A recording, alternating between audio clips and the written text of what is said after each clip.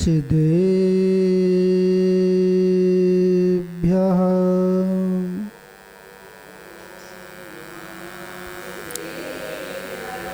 ॐ नमः सिद्धेभ्यः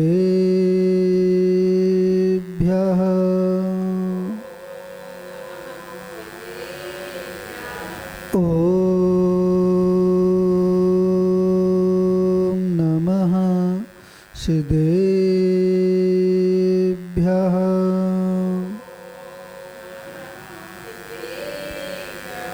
जीवेमजीवं दब्बं जिनवर्णवशेण जने दिट्ठं देवीन्दिविन्दिवन्दं वन्दे तं सर्वदा शिरसा णमो अरिहन्ताडं णमो सिद्धाडं णमो आयरियाडं णमो वज्रायाडं णमो लोहे सव्यसाहुडं। बोलो अनंत आनंद सुख परमेष्टि भगवान की, चिंतामणि पारसनाथ भगवान की, श्री नेमिनाथ भगवान की, अंतिम तीर्थेश वर्धमान स्वामी की, द्वादशांग जिनवाणी माता की, वात्सल दिवाकर आचार्य श्री विमल सागर जी महाराज की, गणाचार्य श्री विराग सागर जी महाराज की, आचार्य श्री विशुद्ध सागर जी महाराज की, आचार्य श्री विनिश्चय सागर जी महाराज की, तीन कमनो कोड़ मुनिराज की, अहिंसा परमो धर्म की।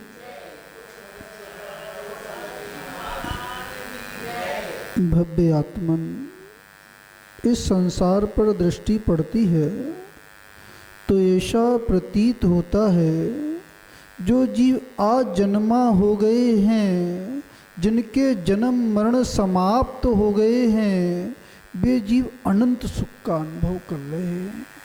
और जो जीव निरंतर जन्म मरण की संस्कृति से निरंतर गतिमान हो रहे हैं, जिनके जो जीव छद्मस्त हैं, वे जीव इस संसार में ही कष्ट का ही अनुभव कर रहे हैं,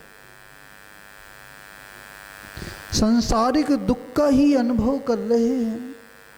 पर वे जीव पुरुषार्थ कर सकते हैं जो दुख से भरे हुए हैं। हम और आप किससे भरे हुए हैं?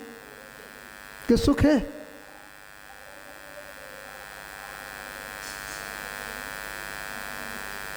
सुख का अनुभव रंच मात्र भी नहीं। पर यह जीव मोहिनी कर्म के कारण निज स्वभाव को भूला हुआ दुख में ही सुख मान रहा है। किसमें मान रहा है? जो वास्तविक सुख नहीं है उसमें वो सुख का अनुभव कर रहा है। आज कौन सा दिन है विजय भैया? नेमिनाथ भगवान का जन्म और तप कल्याण। श्रावण सुदी छठवीं के दिन नेमिनाथ भगवान का जन्म हुआ था। कहाँ पर हुआ था जन्म? सौरेपुर वटेश्वर में। जब उनका जन्म हुआ तो संसार के सभी जीवों का सुख का अनुभव हुआ। ऐसे नारकी जो दुख से कलुषित हो रहे थे, उनको भी सुख का अनुभव हो गया। वह जीव महान होते हैं, वह जीव महान होते हैं जिनके जन्म से, जिनके जीवन से दूसरे को सुख का अनुभव होता है। वो जीव महान होते हैं। हमारा आपका भी जन्म हुआ है। हमारे कारण किसी को दुख तो नहीं हो रहा है। यदि हमारे कारण किसी को दुख हो रहा है तो भी मनुष्य जीवन हमारा पशु के समान है।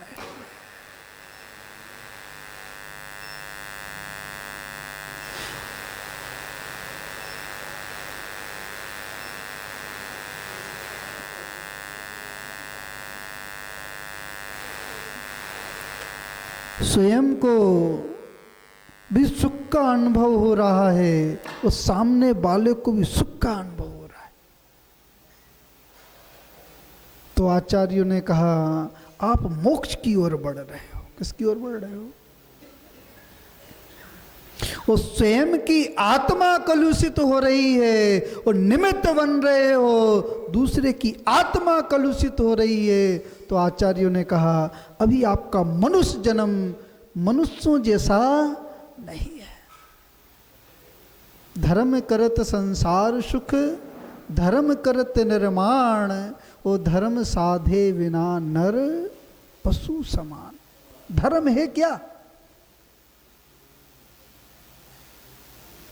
धर्म की परिभाषा क्या है? जिनेन्द्र भगवान का दर्शन करना धर्म है। जिनेन्द्र भगवान का अभिषेक करना धर्म है। आचार्यों ने कहा निज स्वभाव की प्राप्ति होना ही सच्चा धर्म है। जब निज स्वभाव की प्राप्ति होगी, निश्चय धर्म की प्राप्ति होगी, तब आपको सच्चे सुख का अनुभव होगा। अभी क्रिया चल रही है, बात क्या चल रही है?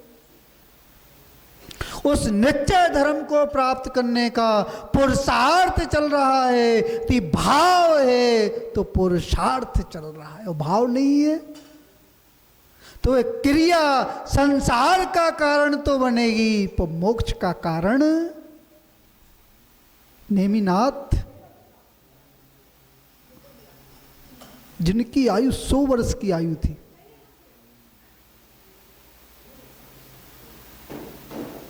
नहीं 100 वर्ष से ज्यादा की थी उनकी, पारसनाथ भगवान की 100 वर्ष की थी। विस्मय हो रहा है। जब वह स्नान कर रहे थे, क्या कर रहे थे? स्नान करते हुए जैसे ही बाहर निकले उनका वस्त्र गीला हो गया। वस्त्र गीला हुआ तो उनने नारायण की पत्नी से कहा आप मेरा वस्त्र इसको व्यवस्थित कर दो। नारायण की पत्नी कहने लगी मैं किसकी पत्नी हूं? मैं नारायण की पत्नी हूं जो 3 खंड के अधिपति है। निमित्त मिला, क्या मिला? वो मौन हुए और आयुषशाला में घुस गए। किसमें घुस गए? नाग सैया पर लेट गए, शंख फूंक दिया, चक्र चला दिया, धनुष चला दिया, हाहाकार मच गया। ये तीर्थंकर जीव होते हैं, विशेष बलशाली होते हैं, अतुल बल के धारी होते। कैसे होते हैं? उनके बल की तुलना किसी से की नहीं जा सकती। बालक होते हुए भी अतुल बल होता है, अतुल बल होता है। उनके बल के सामने किसी का बल नहीं चलता है। पर वो जीवन में किसी को कष्ट नहीं देते। उनका रुधिर कैसा होता है? सफेद रंग का होता है। पुण्य का उदय होता है, पुण्य का उदय होता है, जन्म का अतिशय है, जन्म साथ ही उनका रुधिर सफेद होता है। क्यों होता है? उनकी भावना उज्जवल होती है। हमारा आपका शरीर के रंग कैसा है? लाल रंग का है। इसलिए थोड़ा सा भी निमित्त मिलता है वो क्रोध उत्पन्न हो जाता है।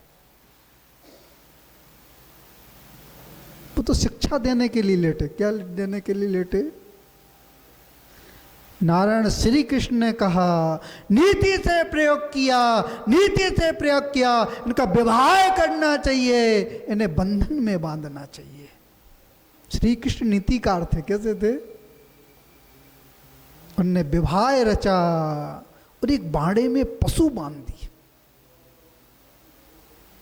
इनको बैराग उत्पन्न होगा, बैराग उत्पन्न होगा। इनको निमित्त मिलेगा। वो जानते थे ये तीर्थंकर है, निमित्त मिलने पर इनको वैराग उत्पन्न हो जाएगा। जैसे ही वो बारात जा रही थी, क्या जा रही थी, कहाँ जा रही थी बारात? जूनागढ़। और पशुओं की किलहार सुनी उनने, उनके बंधन को देखा, वो विचार आया ये संसार तो बंधन से युक्त है। ये पशु किस लिए बंधे हुए हैं? ये बारातियों के स्वागत के लिए बंधे हुए हैं। उनको वैराग उत्पन्न हो गया। सबसे बड़ा धर्म क्या है? दया धम्मो विशुद्धो। आचार्य कुंद स्वामी कह रहे हैं जिस धर्म में दया है वो धर्म विशुद्ध धर्म है, और जिस धर्म में दया नहीं है वो विशुद्ध धर्म नहीं है। कोई व्यक्ति विशेष धर्म का नाम नहीं लिया। जहां पे वीतरागता की छवि है, त्याग की छवि है, दया की छवि है, क्षमा की छवि है, वो धर्म श्रेष्ठ धर्म है। उनने जैन दर्शन का नाम नहीं लिया। किसका नाम लिया? जहां पे दया है वहां से धर्म प्रारंभ है। वह चले जा रहे थे, उन पशुओं की किलहार सुनी, वो वैराग उत्पन्न हो गया। जहां पे राग बढ़ रहा था, राग उत्पन्न हो रहा था, पर्याय का परिवर्तन हो गया, वैराग उत्पन्न हो गया। जूनागढ़ नहीं गए, वो कहां चढ़ गए? उज्जैनगिरी। उस पर्वत का नाम क्या है? गिरनार तो बाद में नाम पड़ा। और वह गिरनार पर चढ़े, महाव्रतों को धारण कर लिया, तब आराधना करने के लिए तैयार हो गए। कोई भी तीर्थंकर जब वैराग उत्पन्न होता है, संयम धारण करते हैं, संयम धारण करते हैं, संयम के मार्ग पर चलते हैं, तो लोकांतिक देव आ जाते हैं। लोकांतिक देव वैसे नहीं आते हैं, मात्र तीर्थंकरों के संयम की अनुमोदना करने के लिए आते हैं। आप किसकी अनुमोदना करते हो? पुण्य की अनुमोदना करते हो कि पाप की अनुमोदना करते हो? अच्छे कार्य की अनुमोदना करते हो कि बुरे कार्य की अनुमोदना करते हो? पालीवाल जी, क्या नाम है? ललित पालीवाल जी। किसी का विवाह हो रहा है, उस विवाह की अनुमोदना कर रहे हो तो पाप का बंध हो रहा है। कोई धर्म का कार्यक्रम हो रहा है, धर्म का कार्य हो रहा है, वीतराग जिनेंद्र भगवान का कोई महोत्सव मनाया जा रहा है, तो उसमें पुण्य का बंध हो रहा है। दोनों की अनुमोदना कर रहे हो। एक मांसाहारी व्यक्ति भोजन को ग्रहण कर रहा है, मांस को ग्रहण कर रहा है, उस मांस की जो अनुमोदना कर रहा है वो पाप का बंध कर रहा है। एक शराबी व्यक्ति शराब पी रहा है, व्यक्ति अनुमोदना कर रहा है या अच्छा कार्य कर रहा है, तो पाप का बंध कर रहा है।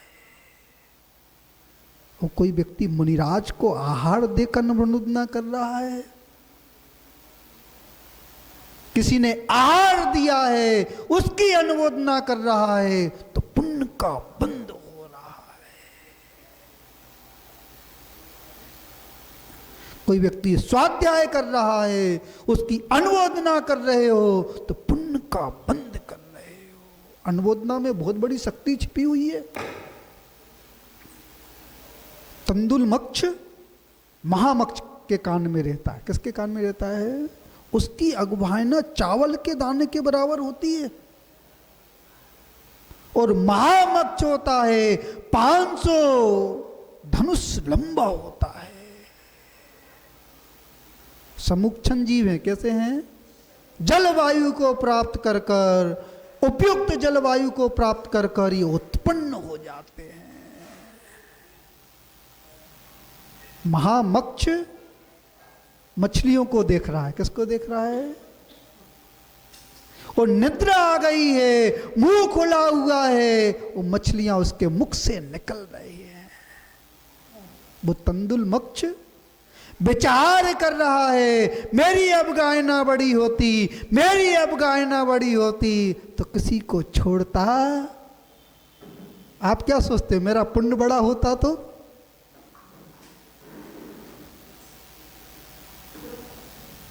किसी को छोड़ते कि नहीं छोड़ते? आचार्यों ने कहा जो पुण्यहीन होते हैं, पुण्यहीन होते हैं, उनके हृदय में पाप होता है। जो पुण्यशाली होते हैं, पुण्यशाली होते हैं, उनके हृदय में धर्म होता है। आप कह सकते हो रावण भी सोने की लंका में रहता था, पुण्य था। वो धन से तो पुण्यशाली था, पर चारित्र से दरिद्र था। राम के पास राज नहीं था, चारित्र था। जिसके पास चारित्र होता है वो धनवान होता है। आप किसका सम्मान करते हो? धन वाले का सम्मान करते हो कि चारित्रवान का सम्मान करते हो?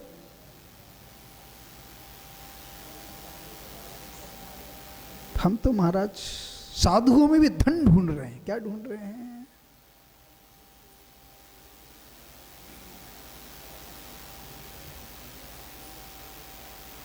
जिस साधु के आने से धन ज्यादा आता है तो उसको 10 किलोमीटर लेने चले जाएंगे।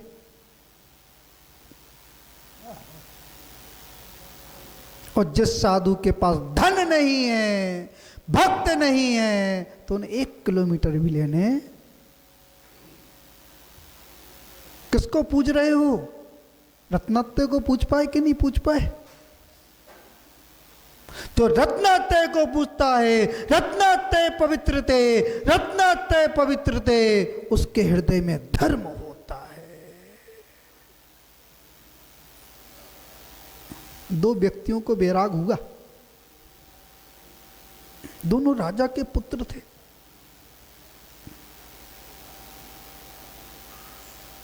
राज का भोग कर रहे थे, राज का भोग कर रहे थे। विचारधारा आ गई, ये संसार तो नश्वर है, संसार विषय सुख होता तो तीर्थंकर क्यों त्यागे।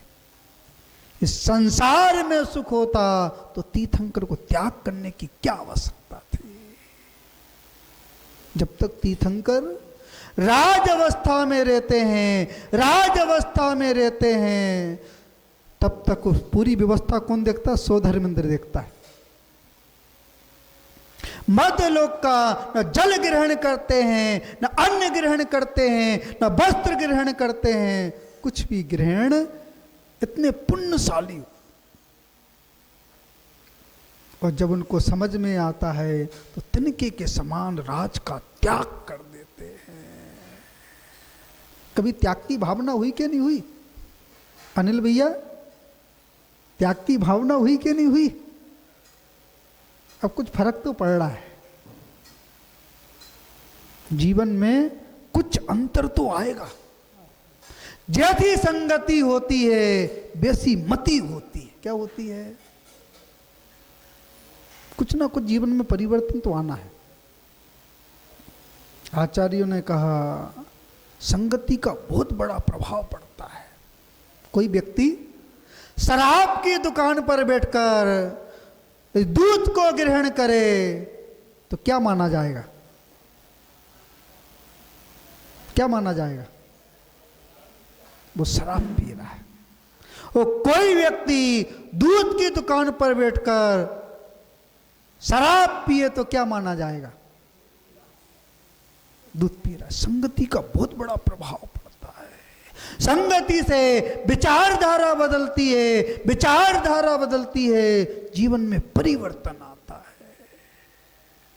अनिल भैया कह रहे थे हम कोई महाराज जी को लेने भी नहीं जाते थे। पर चतुर्मास में ऐसे जुड़े कि दिन में 4 चक्कर तो लग ही जाते। ये संगति का प्रभाव, किसका प्रभाव है? जैसी संगति होती है वैसी विचारधारा बन जाती है। वह मुनिराज, वह दोनों पुत्र बैराग की ओर बढ़ रहे थे। तब आराधना का भाव आ गया, तब आराधना को भाव आ गया, तब सा निर्जरा आचार्य उनका तो तप करते हैं, वो कर्मों की निर्जरा करते हैं। निर्जरा कैसे होगी? इच्छा निरोधा तपा, जहाँ पे इच्छाओं का निरोध होता है वहां पे तप होता है, और जहाँ पे इच्छाएं बनी रहती हैं वहां पे तप नहीं होता, वहां तो संसार बढ़ता है, संसार के कर्म बढ़ते हैं। वह दोनों भाई राज का त्याग किया, एक दक्षिण दिशा की ओर चला गया और एक पूर्व दिशा की ओर चला गया। दोनों विपरीत दिशा की ओर चले गए। एक ने महाव्रतों को धारण किया और एक ने रसायन तैयार कर लिया। आप किसकी तैयारी कर रहे हो? कौन से रसायन की तैयारी कर रहे हो? हमारा दिन भर सुबह से शाम तक उस धन को बढ़ाने का रसायन ही तो तैयार कर रहे। धन कैसे आएगा, धन कैसे आएगा, दिन रात वही चिंता लगी हुई है। ज्यादा सीजन चलता तो पूजा भी छोड़ देते महाराज।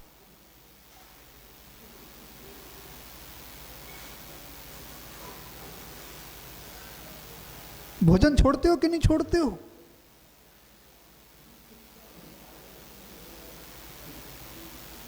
पूजन छोड़ देते महाराज।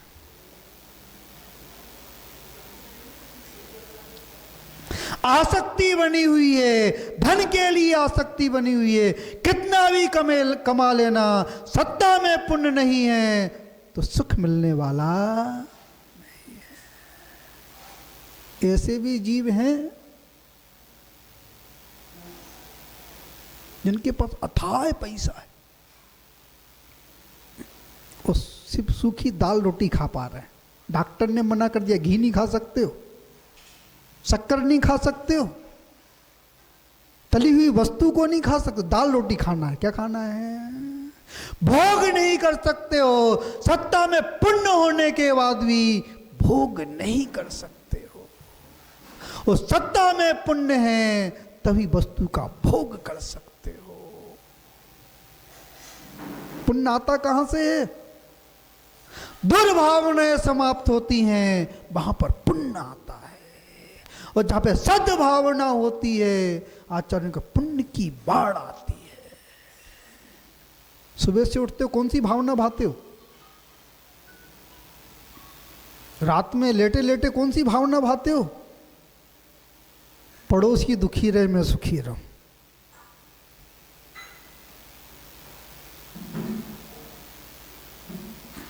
भाई दुखी रहे मैं सुखी रहूं। सामने वाले का व्यापार ज्यादा चल रहा है, वो कैसे दुखी रहे, मुझको सुख की प्राप्ति कैसे हो। भैया सुख बढ़ने वाला नहीं है। जो भावना भा रहे हो वो भावना उत्पन्न करेगी और दुख को उत्पन्न करेगी। सुखी रहें सब जीव जगत के, कोई कभी ना घबरावे, बेर पाप अभिमान छोड़कर नित्य नयन मंगल गावे। ये गाथा कह रही है जिसके हृदय में बेर समाप्त होता है वही प्रभु का गुणगान कर सकता है, वही मंदिर आ सकता है, वही प्रभु की आराधना कर सकता है, गुरु की उपासना कर सकता है, जिनवाणी का श्रवण कर सकता है। और कसाय कसी हुई है तो आचार्य ने कहा कसाय के सद्भाव में जिन मुद्रा समझ में आने वाली नहीं है। वस्तु स्वभावो धम्मो, वो वस्तु का स्वरूप समझ में आने वाला। सबसे बड़ा धर्म है क्षमा करो।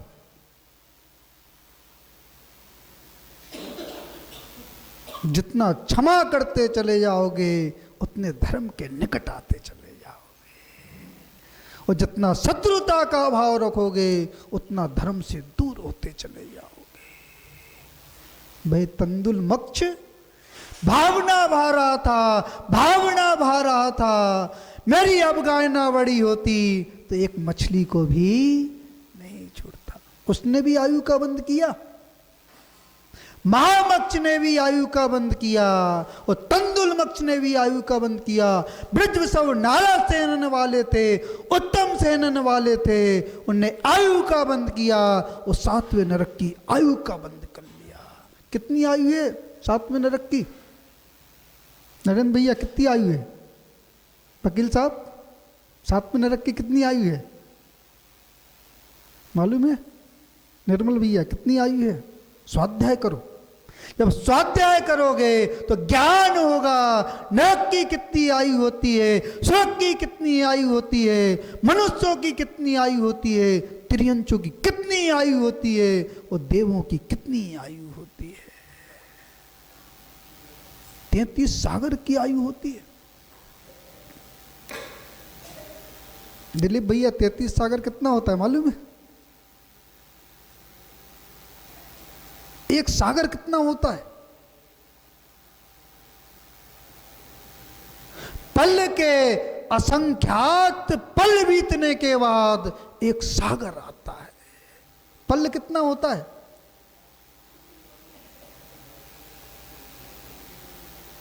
आचार्यों ने कहा 1 योजन लंबा, 1 योजन चौड़ा और 1 योजन गहरा गड्ढा खोदा जाए। 1 दिन से लेकर 7 दिन के भोग भूमि के भेड़ का बाल लिया जाए, उस गड्ढे को, उस बाल को इतना छोटा किया जाए, इतना छोटा किया जाए, उसका दूसरा हिस्सा ना। और कितना भरना है? ऊपर तक भरना है। चक्रवर्ती की सेना भी उस गड्ढे के ऊपर से निकल जाए, पर उसमें सांस नहीं रहना चाहिए। कल्पना करना विजय भैया, और 100 साल में एक बाल निकालना है। कितने में निकालना है? जितना समय खाली होने में लग रहा है वो एक बेहवार पल है।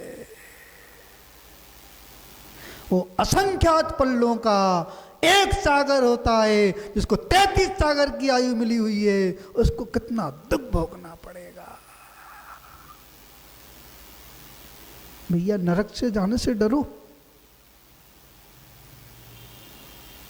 और एक बार नरक की आयु बंध गई तो ये भोगना पड़ेगा। पहले नरक की कितनी आयु है? जघन 10,000 वर्ष है, उत्कृष्ट एक सागर से कुछ अधिक है। और जैसे जैसे नरक बढ़ते जाएंगे आयु निरंतर बढ़ती चली जाएगी। ऐसी स्वर्गों की आयु है। स्वर्ग की आयु बांधोगे तो इतना सुख भोगना पड़ेगा। ना स्वर्ग जाने की इच्छा करो, ना नरक जाने का पुरुषार्थ करो। मोक्ष जाने का पुरुषार्थ करो। किसका पुरुषार्थ करो? तो मोक्ष जाने का पुरुषार्थ करते हैं वही आचार्यों ने कहा अपने आत्मा का कल्याण कर लेते हैं। कौन सा पुरुषार्थ चल रहा है? अभी चारों गतियों में भ्रमण करने का पुरुषार्थ चल रहा है। जब त्याग की भावना होती है, तप की भावना होती है, संयम की भावना होती है, वहां से मोक्ष मार्ग प्रारंभ होता है। वे दोनों भाई विपरीत दिशा में चले गए। एक ने रसायन तैयार किया,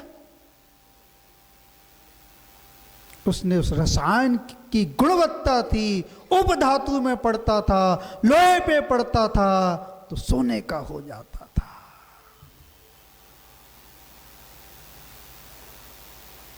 उसने बड़ा साम्राज्य स्थापित कर लिया। कीर्ति बढ़ने लगी, कीर्ति बढ़ने लगी, यश बढ़ने लगा। जब व्यक्ति का वैभव बढ़ता है, कीर्ति बढ़ती है, धन बढ़ता है, तो लोग उसको क्या करते? चिपकते हैं उससे। लोग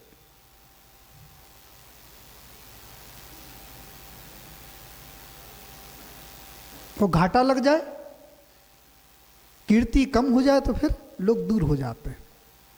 किसका खेल? पुण्य पाप का खेल है। जब पुण्य का उदय आता है तो लोग समीप पर आते हैं, और पाप का उदय आता है तो लोग दूर हो जाते हैं।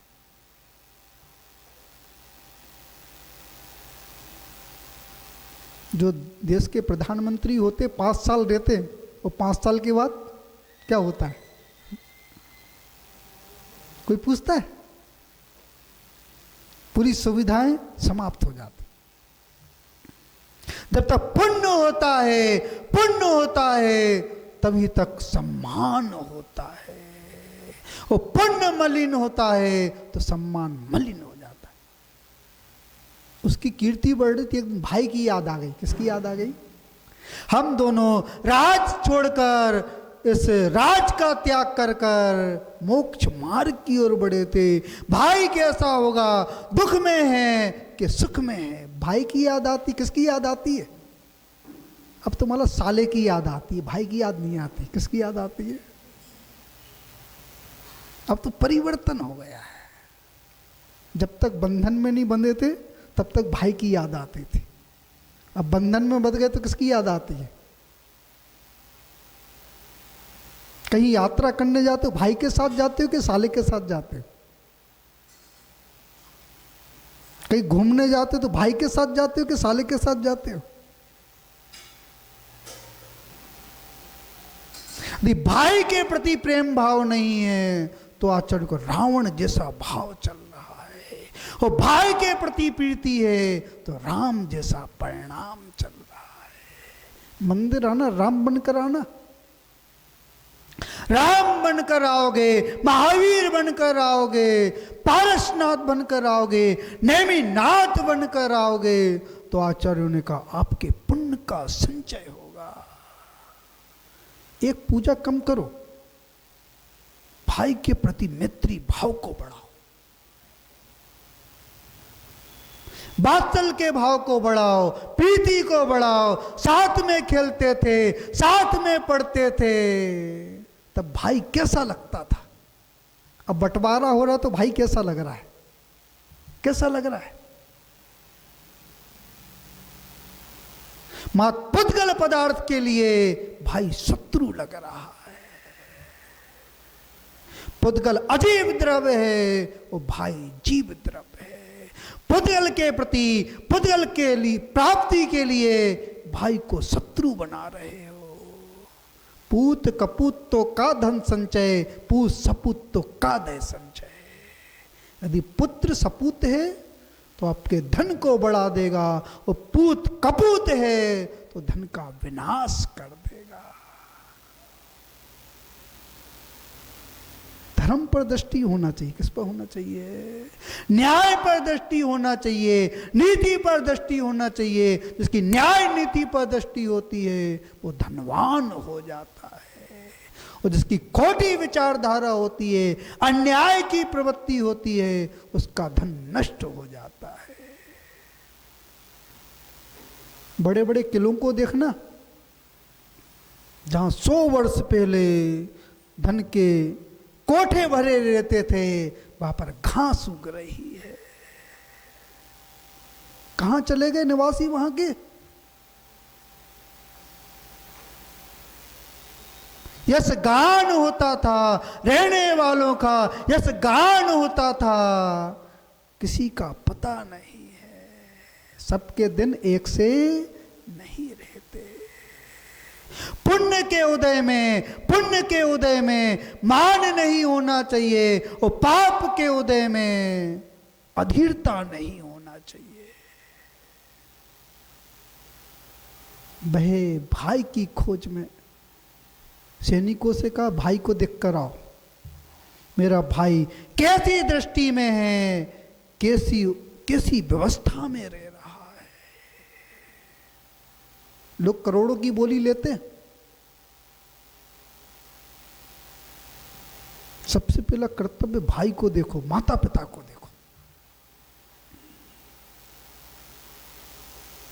यदि वो संपन्न नहीं है तो उनको संपन्न करने का पुरुषार्थ करो।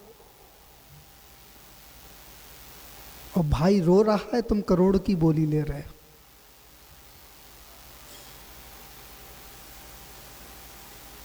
लाखों की बोली ले रहे हो।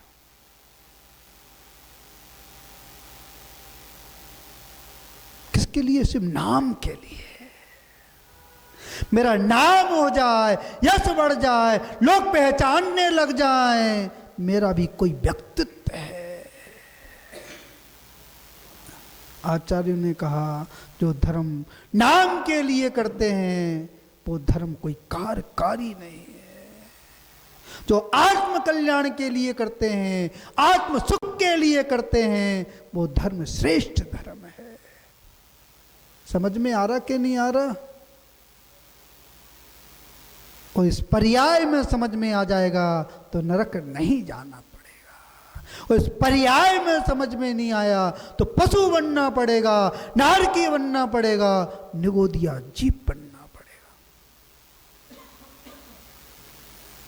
वह भाई को ढूंढने के लिए सैनिक गए। वो मुनिराज तपस्या कर रहे थे।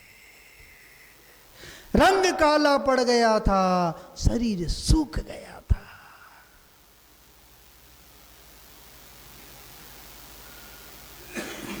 कुछ था ही नहीं, पिछी कमंडल था। क्या था? वो आराधना कर रहे थे, तप आराधना कर रहे थे, तप सा निर्जरा, तप से निर्जरा कर रहे थे। सैनिकों ने देखा ये तो दरिद्र हो गए हैं, और ऐसा लग रहा है कई महीनों से भोजन भी नहीं मिला है। राजा को बताया उनने जाकर, राजा ने रसायन दिया। भाई को रसायन दे देना, इसकी गुणवत्ता को बता देना, वो धनाढ़ हो जाएंगे, उनके पास संपत्ति आ जाएगी, उनकी दरिद्रता दूर हो जाएगी। उनने वो घड़ा ले जाकर मुनिराज के चरणों में रखा, उसकी गुणवत्ता को बताया, गुणवत्ता को बताया। मुनिराज देख रहे थे, उस पुद्गल को देखकर मुस्कुरा रहे थे। उनने अंगूठा लगाया और पूरा द्रव मिट्टी में मिल गया। सैनिक सोचने लगे तो पागल भी हो गए। कैसे हो गए हैं? दिमाग में गर्मी चढ़ गई। उन्होंने अपने राजा से जाकर कहा, और जैसे ही राजा से जाकर कहा, वो भाई कहने लगा मैं अपने भाई को समझाऊंगा, इसकी गुणवत्ता को बताऊंगा, उनकी दरिद्रता को दूर कर दूंगा। वो रसायन उठाया, वो भाई के चरणों में निवेदन करने लगा, इस रसायन का प्रयोग करो, दरिद्रता समाप्त हो जाएगी, तुम्हारी दरिद्रता समाप्त हो जाएगी। मुनिराज ने अंगूठा लगाया। साधु अभिमानी नहीं होते, स्वाभिमानी होते। कैसे होते हैं? कभी जीवन में साधु के स्वाभिमान को ठेस मत पहुंचाना। तो साधु के स्वाभिमान को ठेस पहुंचाओगे तो तुम्हारा पुण्य नष्ट हो जाएगा। सम्मान रखना, यथा योग सम्मान रखना, तो तुम्हारा पुण्य बढ़ जाएगा। वह मुनिराज अभिमान को व्यक्त नहीं कर रहे थे, तो आगम को व्यक्त कर रहे थे। वह द्रव मिट्टी में मिल गया। भाई को क्रोध आ गया। 12 साल की तपस्या है, 12 साल की तपस्या है, तुमने मिट्टी में मिला दी। मैंने 12 वर्ष में रसायन तैयार किया, तुमने क्या तैयार किया? मुनिराज अपने स्थान से चलायमान हुए। वो थोड़ा सा धूल उठाई, वो पर्वत पर डाल दी, पूरा पर्वत सोने का हो गया। ये तप की महिमा है। किसकी महिमा है? जब तप की महिमा होती है। आचार्यों ने कहा जिस ग्राम में मुनिराज होते हैं, जिस घर में मुनिराज जाते हैं, वहां की दरिद्रता समाप्त हो जाती है। आज से 100 साल पहले का इतिहास उठा के देखना। पहले घर कैसे थे? खपरेल के घर थे, लोग दरिद्र थे। और जैसे दिगंबर साधु बढ़े, लोगों ने आहार दान दिया और लोगों के पुण्य बढ़ गए। जो पका हुआ भोजन खा रहे हो, ये मुनिराज की तपस्या का ही प्रभाव है। और जिस दिन मुनिराज आहार लेना बंद कर देंगे उस दिन अग्नि समाप्त हो जाएगी। भोजन करते हो मुनिराज की याद आती है कि नहीं आती है? हमारे नगर में साधु ठहरे हुए हैं, उनका आहार हुआ कि नहीं हुआ?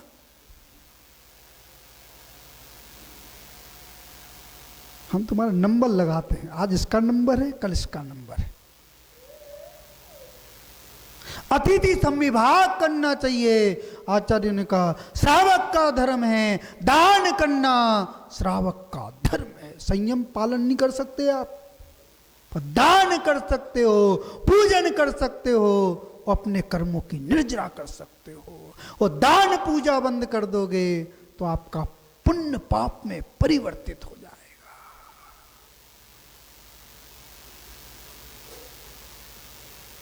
यदि किसी को दान देने के लिए रोक रहे हो तो अंतराय कर्म को बांध रहे हो। सामर्थ्य होने के बाद भी दान नहीं कर रहे हो तो निरंतर पाप को बांध रहे हो।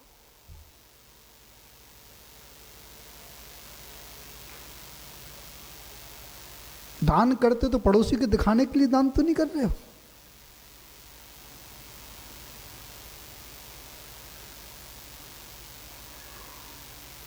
रिश्तेदारों को दिखाने के लिए दान तो नहीं कर रहे हो। नगर के व्यक्तियों को दिखाने के लिए दान तो नहीं कर रहे हो। आचार्यों ने कहा वो व्यक्ति श्रेष्ठ होता है, जो व्यक्ति श्रेष्ठ होता है पहले साधु को दान करता है, फिर अन्न को ग्रहण करता है।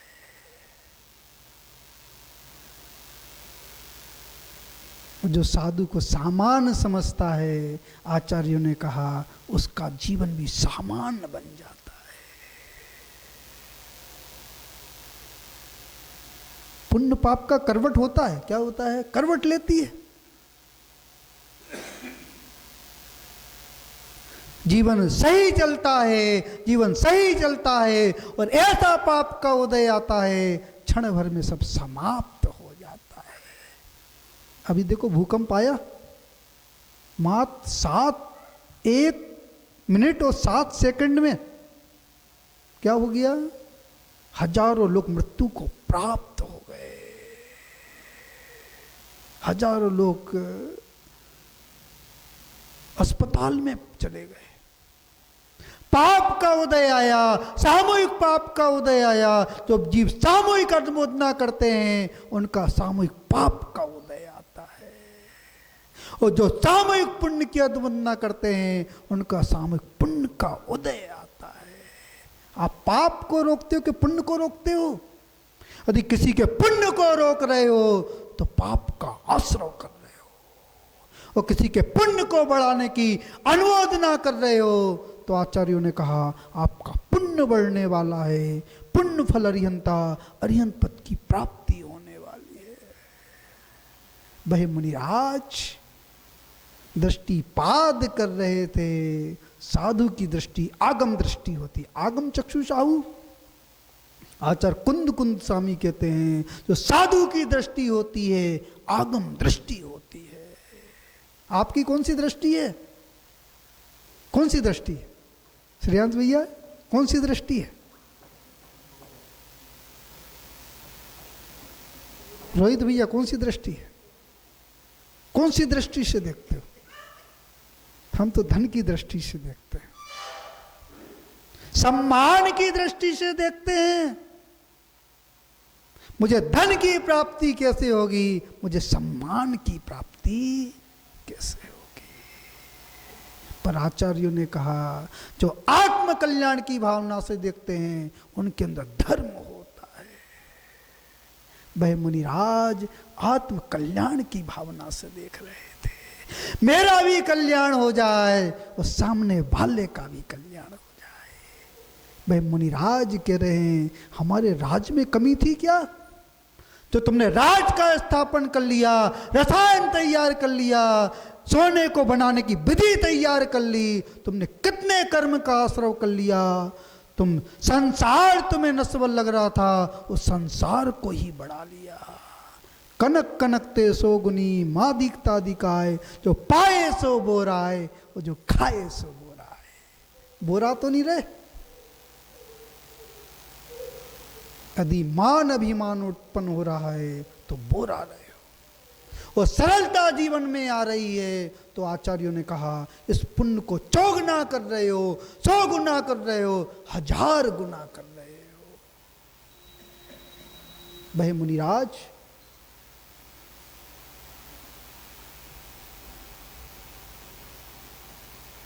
उन्होंने समझा दिया, उन्होंने जैसी धूल डाली वो पूरा पर्वत सोने का हो गया। वो जीव को समझ में आ गया, भाई को समझ में आ गया, तप में शक्ति है, तप में कर्मों की क्षय करने की शक्ति है। मुनिराज ने और भाई ने भी संयम धारण किया, मोक्ष मार्ग को प्रशस्त कर लिया। भरतरी और शुभचंद नाम के मुनिराज हुए, उनने तपस्या धारण की और अपने मोक्ष मार्ग को प्रशस्त किया। और आज के दिन नेमिनाथ भगवान ने भी गिरनार पे चढ़े, तपश्चरण किया, और जब उसकी पत्नी को मालूम चला, विवाह नहीं हुआ था, आर्य सभ्यता देखो,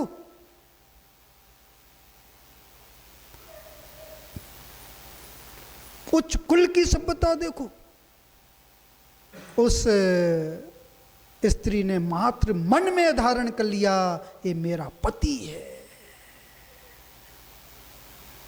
वो स्त्री श्रेष्ठ होती है, श्रेष्ठ होती है जो अपने पति को छोड़कर सबको भाई के समान समझती है, पिता के समान समझती है, पुत्र के समान समझती है। वो पुरुष श्रेष्ठ होता है जो अपनी पत्नी को छोड़कर माता के समान समझता है, बहन के समान समझता है। वो पुरुष श्रेष्ठ होता है। राम पुरुषोत्तम क्यों बने? क्योंकि मर्यादा का पालन करते थे। जो मर्यादा का पालन करते हैं वो पुरुषों में उत्तम होते हैं, जो मर्यादा का पालन नहीं करते हैं रावण की तरह नारकी बन जाते हैं। आपकी दृष्टि कैसी है? राम की दृष्टि है कि रावण की दृष्टि है? अब वो तो केवली भगवान जानते हैं। कौन जानते हैं? भगवान जानते हैं, वो स्वयं की आत्मा जानती है। राम की दृष्टि होगी, महावीर की दृष्टि होगी तो मोक्ष मार्ग प्रशस्त हो जाएगा। जब उस स्त्री ने सुना जिस मार्ग पर मेरे पति चले हैं उसी मार्ग पर मैं चलूंगी। पहले तो पति का आतंक था, अब किसका आतंक है? अब तो पत्नियों का आतंक चल रहा है। भरोसा नहीं है, ऐसी विकृति पैदा हो गई है, समाज में ऐसी विकृति पैदा हो गई है, पति पत्नी को एक दूसरे के ऊपर भरोसा नहीं बचा है। इसलिए बेटियों को कम पढ़ाओ। बेटियां कम पढ़ेंगी तो संस्कृति जीवित रहेगी, सभ्यता जीवित रहेगी, मर्यादा जीवित रहेगी। और बेटियां ज्यादा पढ़ेंगी तो संस्कृति समाप्त हो जाएगी। ये भारत भारत रहने वाला नहीं है, ये भारत अमेरिका बन जाएगा, यूरोप बन जाएगा, भारत की संस्कृति समाप्त हो जाएगी। हम तो पड़ोसी की बात करते, पड़ोसी की बेटी की बात करते, पड़ोसी की बहू की बात करते हैं, और स्वयं की बात आती है तो चुप हो जाते हैं। आने वाली पीढ़ी आपको कोसने वाली है। यदि ऐसा ही चलता रहा तो लोग धर्म से विहीन हो जाएंगे, धर्म के मार्ग से विहीन हो जाएंगे, राम के संदेश से विहीन हो जाएंगे, भगवान महावीर के संदेश से विहीन हो जाएंगे। समझ में आ रहा कि नहीं आ रहा? यदि संस्कृति को जीवित रखना है तो बेटियों को कम पढ़ाओ। कौन पड़गहन करेगा महाराजों का? कौन जिनालय में पूजन करेगा? कौन अभिषेक करेगा? कौन क्या करेगा? क्योंकि स्त्री होती है घर का दीपक होती है। स्त्री के अंदर धार्मिक संस्कार हैं तो परिवार के अंदर धार्मिक संस्कार रहेंगे, समाज के अंदर रहेंगे, देश के अंदर धार्मिक संस्कार रहेंगे। स्त्री जननी होती है, संस्कारों की जननी होती है। उस स्त्री ने महाव्रतों को धारण किया, उपचार से महाव्रतों को धारण किया, आरिका के व्रत धारण किए,